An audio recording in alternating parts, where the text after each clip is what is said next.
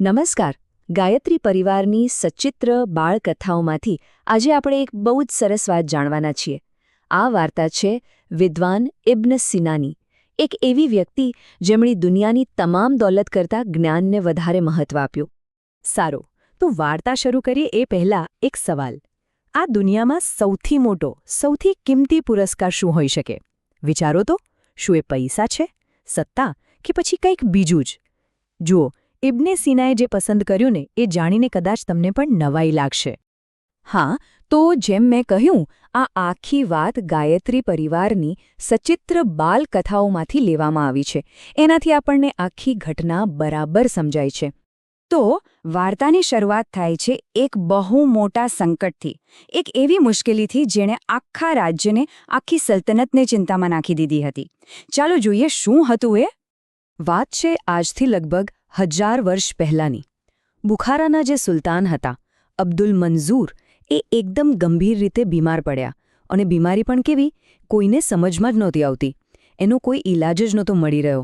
રાજ્યના જે મોટામાં મોટા વૈદ્યો હતા ને, એમણે પણ હાથ ઊંચા કરી દીધા, સાફ કહી દીધું કે આ અમારા વશની વાત નથી. હવે જ્યારે એવું લાગતું હતું કે બધી જ આશાઓ પૂરી થઈ ગઈ છે, ત્યારે એક યુવાન સામે આવ્યો. એ પોતે એક બહુ જ હોશિયાર વૈદ્યનો દીકરો હતો અને એનું નામ હતું ઇબ્ને સિના. એના મનમાં પૂરો વિશ્વાસ હતો કે જે કામ મોટા મોટા નિષ્ણાતો નથી કરી શક્યા, એ કામ એ કરી બતાવશે. અને થયું પણ એવું જ. ઇબ્ને સિનાએ ખરેખર સુલતાનનો ઇલાજ કરી દીધો. એમની સારવાર સફળ રહી અને સુલતાન ફરીથી એકદમ સાજા થઈ ગયા. આખા રાજ્યમાં જાણે કે ખુશીની લહેર દોડી ગઈ. હવે આવે છે આ વાર્તાનો સૌથી રસપ્રદ અને કહી શકાય કે સૌથી મહત્વનો ભાગ, પુરસ્કાર.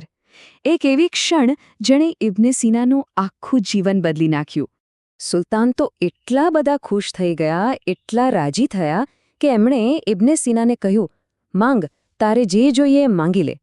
હવે તમે જ વિચારો, આ તો એવી તક હતી કે કોઈ પણ માણસ એક જ ક્ષણમાં અઢળક ધન દૌલતનો માલિક બની જાય, શક્તિશાળી બની જાય. પણ ઇબ્ને સિનાએ જે માંગ્યું એવું તો કોઈએ સપનામાં પણ નહોતું વિચાર્યું. એમણે શું કહ્યું ખબર છે? સુલતાન, મારે સોનું ચાંદી નથી જોઈતું, કોઈ જમીન જાગીર પણ નથી જોઈતી. મારે તો બસ એક જ વસ્તુ જોઈએ છે, તમારા શાહી પુસ્તકાલયમાં જવાની અને ત્યાં જે પણ પુસ્તકો છે એમાંથી જ્ઞાન મેળવવાની પરવાનગી. આ બતાવે છે કે એમના માટે જ્ઞાન કેટલું અમૂલ્ય હતું. સુલતાન તો આ સાંભળીને દંગ રહી ગયા અને બહુ પ્રભાવિત થયા. એમણે તરત જ હા પાડી દીધી. અને બસ ઇબ્ને સિના માટે તો જાણે દુનિયાનો સૌથી મોટો ખજાનો હાથ લાગી ગયો. એમના માટે એ પુસ્તકાલયના દરવાજા ખુલવા એ કોઈ પણ ધન દોલત કરતાં અનેક ગણું વધારે હતું. પણ એમની જ્ઞાનની આ ભૂખ અહીં જ પૂરી નહોતી થઈ. આ તો બસ એક શરૂઆત હતી. એમણે તો પોતાનું આખું જીવન જ્ઞાનની શોધ પાછળ લગાવી દીધું. થોડા સમય પછી એમના પિતાનું અવસાન થયું. એટલે આખા પરિવારની જવાબદારી એમના પર આવી ગઈ. સુલતાનને જ્યારે આ ખબર પડી, ત્યારે એમણે ઇબ્ને સિનાને શાળાઓના નિરીક્ષક બનાવી દીધા. આ જ સમયગાળામાં એમણે જરાનના રાજકુમારનો પણ સફળતાપૂર્વક ઇલાજ કર્યો. આનાથી ખુશ થઈને એમને એટલું બધું પેન્શન આપવામાં આવ્યું કે પૈસાની કોઈ ચિંતા જ ન રહી. અને આના કારણે શું થયું? હવે તેઓ પૂરી રીતે આઝાદ હતા. પોતાનો બધો જ સમય દૂર દૂરના પુસ્તકાલયોમાં જઈને અભ્યાસ કરવામાં વિતાવી શકતા હતા. તો આ જે જ્ઞાનની ખોજ હતી, એણે ઇબ્ને સિનાને ખાલી એક મોટા વિદ્વાન જ ન બનાવ્યા, પણ એમને અમર બનાવી દીધા. હવે તમે વિચારશો કે પુસ્તકોથી કોઈ અમર કઈ રીતે બની શકે? ચાલો જોઈએ. એમણે જીવનભર જે અભ્યાસ કર્યો, જે સંશોધન કર્યું, એના આધારે એમણે દવા એટલે કે ચિકિત્સા અને તત્વજ્ઞાન જેવા વિષયો પર કેટલાય મહાન ગ્રંથો લખ્યા. અને એમના પુસ્તકો એટલા અદ્ભુત છે કે આજે પણ હજારો વર્ષ પછી પણ દુનિયાભરના વિદ્વાનો એને વાંચે છે, એમાંથી શીખે છે. આ જ તો છે એમનો સાચો વારસો, જે ક્યારેય ખતમ નહીં થાય. તો આખી વાર્તાનો સાર શું છે?